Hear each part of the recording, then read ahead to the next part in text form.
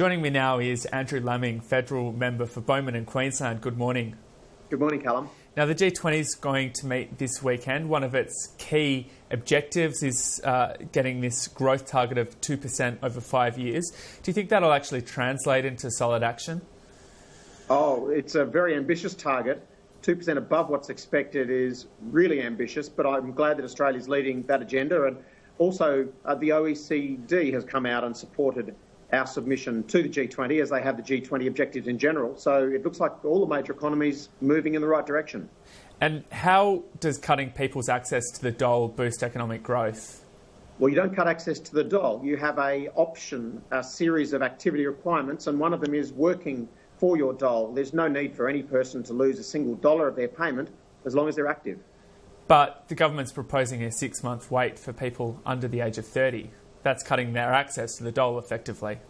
Effectively, it isn't, because the payments continue. You just have to be active for the payments. So correct me if I'm wrong. I understood the government's policy to be that if you wanted to access the dole and you were under 30, you wouldn't be able to access a payment for 6 months. You have to be working, studying, training, or working for the dole. They're your options. So there's no 6-month wait?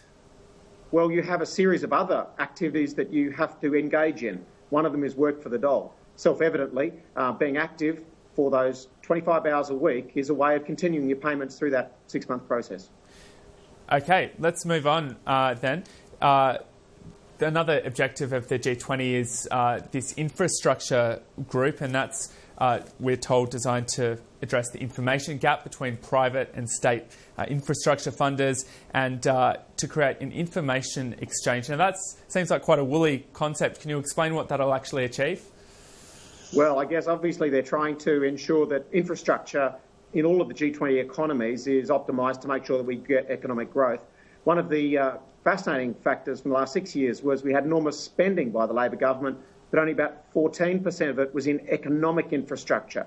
So I guess what they're describing is an exchange where we can ensure that both private investment isn't crowded out and that public investment is best possibly directed into the economic outcomes that matter and not purely into social infrastructure, which has, at times, as you've described, woolly payoffs, often long-term and very hard to measure.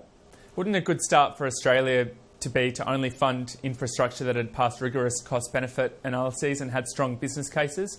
Labor and the Coalition seem to be equally guilty of not doing this. Well, I think the easy answer is yes. It does need as much evaluation as possible. At times, I guess what we've found is that if the analysis is done and it's done poorly, then it's not much better than none at all. Speaking from personal experience here in Queensland, where analyses were done but over-factored the amount of utilisation of our tunnel and road infrastructure, meaning that, in fact, it wasn't hitting those cost-benefit analyses that were promised prior to construction. So it's got to be quality analysis, number one, but number two, more analysis is better than none at all. Has this government been doing this? I look at two of the major road projects they're funding, East-West Link in Melbourne and WestConnex in Sydney, and neither of those have a public business case released, and there's been a lot of criticism about the level of cost-benefit analyses that have been performed. Look, I haven't read those documents, but I would support any call for more evidence being publicly available. That makes sense. I mean, there is also what's called an options analysis, which is what is the alternative to what's being proposed. If it's clearly the preferred option, then we really have to come up with an alternative that would challenge it. And I don't have experience in Sydney and Melbourne, but I certainly know that in Brisbane that's been pretty rigorously done with a number of the projects the Queensland government's been involved in. A trade deal, we're told, is imminent with China. We're hearing a lot of the positives of that. The government's been, I guess, foreshadowing the benefits of this deal. But it's not likely to be all good news for every Australian, is it? Well, I can't speak on behalf of every Australian because the agreement hasn't yet been signed. But the common element of a free trade agreement is that regardless of how the two parties may come out of the agreement, both parties are way better off than everyone else who hasn't signed one.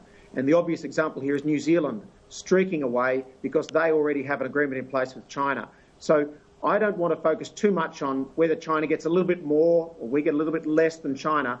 In essence, it opens up enormous opportunities for Australia to deliver its capacity in aged care, health, education, architecture, and vice versa, to have much closer ties with clearly the economic leader of the second half of this century. So I want to see it happening sooner rather than later. Of course, politically, you iron out the complexities, but this is big news. And after 6 years where we barely saw a trade agreement signed under Labor, you're now seeing that a government, a coalition government that really wants to see them moving, is achieving just that in their first 12 months. Labor said it won't issue a blank cheque. You just mentioned that you didn't see any action over the 6 years of the Rudd-Gillard government. So what level of blame should Labor shoulder for not having progressed this deal? Oh, look, this is a week for celebration if we can pull this deal off, not for pointing fingers. I just make the obvious observation that it seemed like virtually nothing happened. I think there was one sign that was already nearly ready because of the previous coalition government, but over 6 years we were going nowhere. And I don't understand that. It'd be a good question for the Labor Party. But now we have Korea, South Korea, Japan, and hopefully China, fingers crossed. This will be a significant step. And ultimately, Andrew Robb has put it correctly. We're heading towards an Asia-Pacific free trade arrangement. And if Australia can be at the forefront of that, that is a big feather in the cap of the coalition, and Andrew Robb in particular.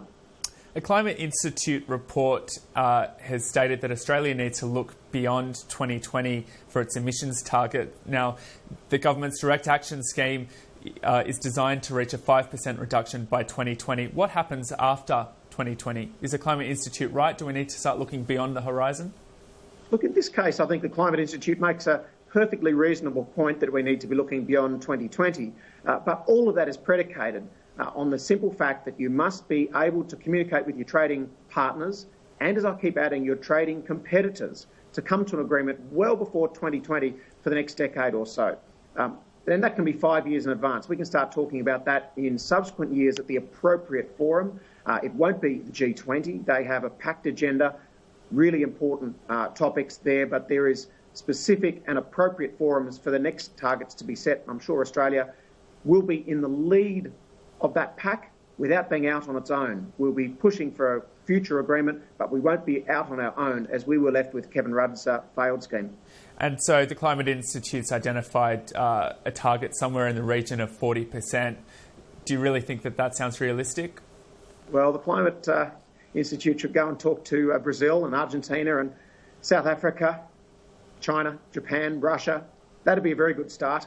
If they can get those major economies agreeing to targets like that, then it's on the table, and I think every developed economy can talk about it. But there's no point flogging away in isolation in Australia. We can't do it unless the rest of the world comes with us, and that is the lesson of the last 6 years, where Labor shamelessly politicised these climate agreements, making it virtually impossible for us to move together in a bipartisan way. I mean, you need to remember that wasn't the coalition. So if we can get back to our major trading partners moving with us, that's the future. It's an international agreement with everyone agreeing, not going out on your own. Is that a long way of saying, no, you don't think that a 40%-ish target sounds realistic? Until I start hearing other countries saying it, I think it's not realistic. I'm not saying a number is good or bad, but it needs to be an international agreement like all the ones before. We don't sign off anti-landmine agreements by just one country signing off and then eyeballing every other country. It's done by mutual agreement, and that's the way it'll work in climate as well. And another report has found that investment in renewables has fallen by 70%. This is clear evidence that uncertainty over the future of the RET is damaging investment, isn't it? Well, it depends on the term in which that fall occurred. There's virtually no talk of the RET being any smaller than a true 20%. The debate's around a true 20% or continuing on a pre-planned 20%, which is a higher level. I can understand that some people have seen a tapering off in household incentives in some cases. That might have caused a slight fall.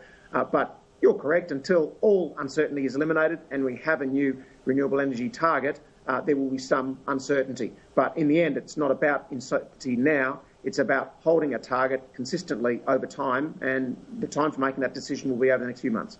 So do you think this is a case where a coalition government has damaged investment? Well, that's a fair question. The answer is probably that individual families decide if they want to purchase a solar package or not. If they choose not to, that's hardly damaging investment. They simply invest in something else instead. What about large-scale providers? We've seen projects cancelled, and as I said, this report identifies a fall in investment of 70%, which is a huge number. Yeah, well, that's right, and ultimately we can't apologise. Can only apologise for the uncertainty until we strike a new renewable energy target. That's inevitable, isn't it? Every time between targets, there'll be some uncertainty as to what the next one will be. But I'm confident that it'll continue to be around that 20% mark, and personally, I'll be fighting for that level too. Okay, Andrew Laming, thanks for your time. It's a pleasure. All the best, Callum.